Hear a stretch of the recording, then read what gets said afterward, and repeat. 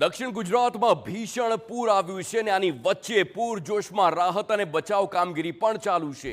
ભારતીય કોસ્ટગાર્ડની ટીમે 170થી વધુ પીડિતોને સુરક્ષિત રીતે બચાવ્યા.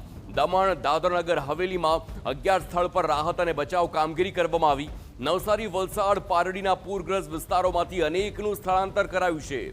વેલ્સપન ઔદ્યોગિક વિસ્તારમાંથી પણ અનેક લોકોનું સલામત રેસ્ક્યુ કરવામાં આવ્યું. આ હેલિકોપ્ટરની અંદરના સીધા દ્રશ્યો આપની સ્ક્રીન પર કેવી રીતે હેલિકોપ્ટરના માધ્યમથી એ આકાશી દ્રશ્યો જોઈ શકાય છે કે જેમાં વાદળ કેવી રીતે ઘેરાયેલા છે તે પણ જોઈ શકાય છે. અને રેસ્ક્યુ જે જગ્યા પર કરવામાં આવે છે તેના આકાશી દ્રશ્યો ઉપરથી જુઓ અને ત્યારબાદ કેવી રીતે આખી રેસ્ક્યુની કામગીરી થાય છે તે આ હેલિકોપ્ટરના શોટ્સમાંથી જોવા મળે છે. હેલિકોપ્ટર ઘણું નીચે સુધી આવે છે અને ત્યારબાદ તેમની ટીમને નીચે ડિપ્લોય કરે છે એક બાદ એક. ત્યારબાદ એ લોકોને ઉપર તરફ એ તેમની જે દોરી હોય છે, રસ્સી હોય છે, તેના માધ્યમથી ખેંચી લેવામાં આવ્યા છે. અને ત્યાર પછી હેલિકોપ્ટરમાં આ તમામ લોકો કે જેમનું રેસ્ક્યુ કરવામાં આવ્યું તેમને કેવી રીતે બચાવવામાં આવ્યા અને ત્યારબાદ હેલિકોપ્ટરમાં તેમને અન્ય જગ્યા પર સ્થળાંતર કરવામાં આવી રહ્યા છે તે આખી આ કામગીરી હેલિકોપ્ટરના અંદરના એક્સક્લુઝિવ દ્રશ્યો આપની સ્ક્રીન પર છે.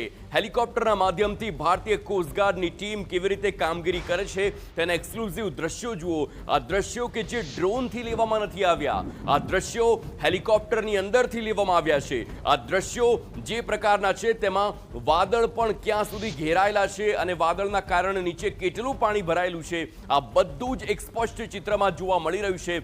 એક્સક્લુઝિવ દ્રશ્યો આ હેલિકોપ્ટરના આપની સ્ક્રીન પર.